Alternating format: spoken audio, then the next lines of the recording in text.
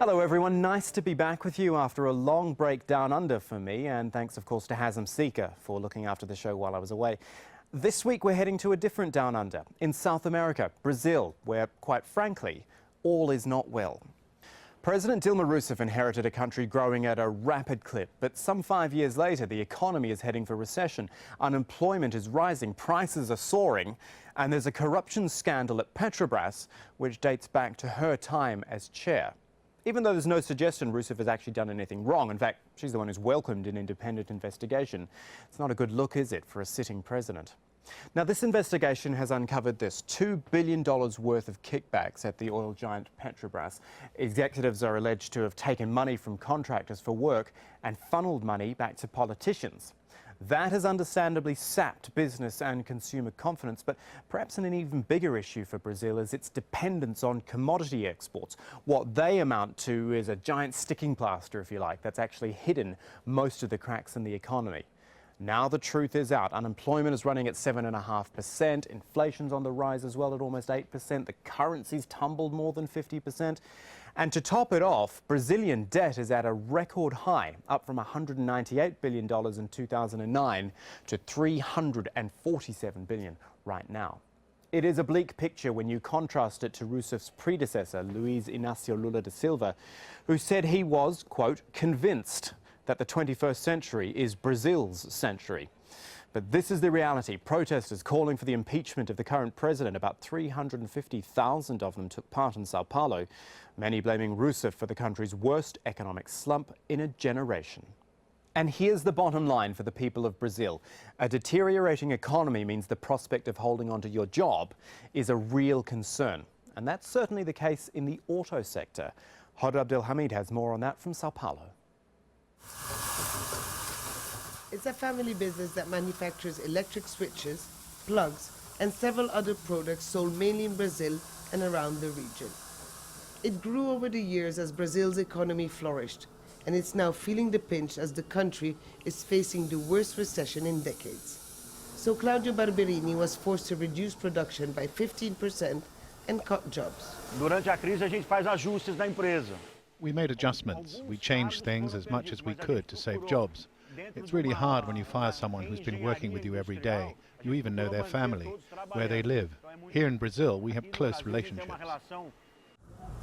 The factory is in São Bernardo do Campo, a city that had steadily attracted factories since the 1960s. The whole city grew around the automobile industry, which is one of the worst hit by this crisis. It had a ripple effect, putting the unemployment rate here at nearly double the national average. Thousands of people have lost their jobs over the past few months, 2,800 in July alone. Danilo Gritti worked as a welder since he was 15 at one of the biggest car plants in the city. Now he's 29 years old and jobless. Because of government policies, it's the workers who are paying the price. Some companies that make spare parts have closed. If things keep on going that way, we're going to become like Detroit. Danilo's hoping to recover his job through an agreement between his union and the company. But next month he will lose all benefits, so in the meantime he's studying to become a teacher.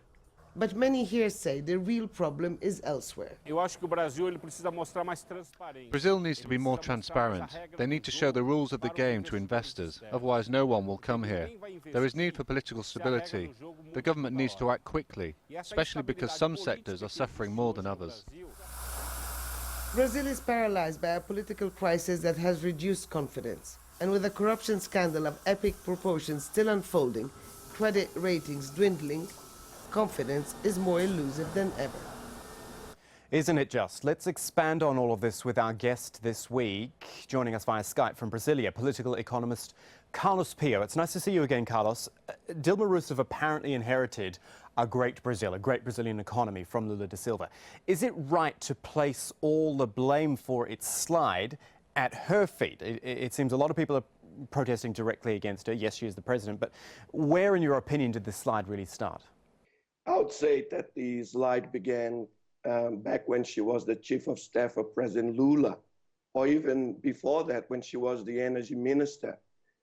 She started to change the regulatory environment, first in the in the energy sector, but then it spread to the whole administration. Let's remember that President Lula inherited a country that had done pro-market reforms in the 90s without the support of himself or his party. He decided to keep the regulatory framework and the economic policies so that to calm investors that were really stressed by his election in 2002-3. But when Dilma started to change the regulatory environment of the energy sector, which didn't work, and then was uplifted to the chief of staff of President Lula, and then generalized the changes, including the macroeconomic policies, she created a time bomb for herself. Of course, she didn't know she would be chosen by Lula to be the next presidential candidate and president. But it's not fair to say that she inherited a great country. The country was doing well because of the China boom, as most of Latin America. We should be fair, though, because you made a very good point there about China. Any country with a dependence on commodity exports and which did a lot of trade with China, like Brazil did, would be adversely affected by the Chinese slowdown. A lot of countries have been adversely affected. So, you know, that is a major factor to take into account for Brazil. Of course it is, but as we say, the countries have to do their homework, and it's better to do the homework when the economy is going well than when it's doing badly. It's easier politically. You can always say we have to prepare for winters in the future.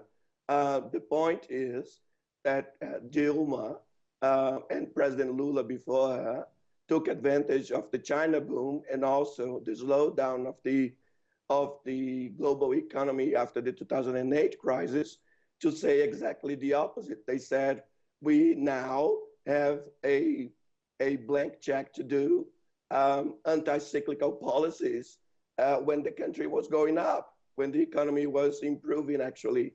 Let's remember the audience that Brazil did not suffer so much from the 2008-9 financial crisis. Okay, so let's start looking at some solutions, because even though it looks like Dilma Rousseff will see out her term and impeachment is looking less likely, it is still hard for any political leader to survive when people are losing their jobs, when inflation's going up, when life is getting tougher. How to turn all these issues around? How does she do it? Well, first of all, I think that she has to have a longer time horizon. If she falls into the idea that she has to have positive impacts immediately, it's going to be very hard. And it seems that this is picking up. Everybody that talks to her, from the political arena to the sectoral economic arenas, sectoral groups want growth to resume immediately. This is not possible. She is pushed into doing more of the policies that led her into this current situation, doing short-term benefits targeted towards very politically powerful economic groups, like, as I said, the automobile sector. She has to get rid of those policies, get a very orthodox management of the economy, political backing her finance minister, but it doesn't seem that she is convinced of that path. And there is little room for her to move, both in the economic side and the political side. The problem is they point to opposite directions. What the society and the economic groups want is exactly what she should not do in the economic side of her policies.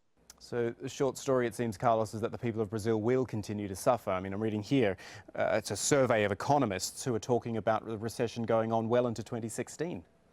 Exactly. And let me stress, these are, let's say, optimistic views, because, again, it depends on her backing the economic adjustments that are proposed by the financial minister, and that she, uses she uses the little political leverage that she still has to strengthen his position. This is not very likely to happen. But if she falls into the temptation to do the opposite and try to get the country out of the recession, spending her way out of the recession, which would maybe increase her political support in the short term, the consequences in the medium term would be devastating for her. Carlos Pio, always a pleasure. Thank you for your time.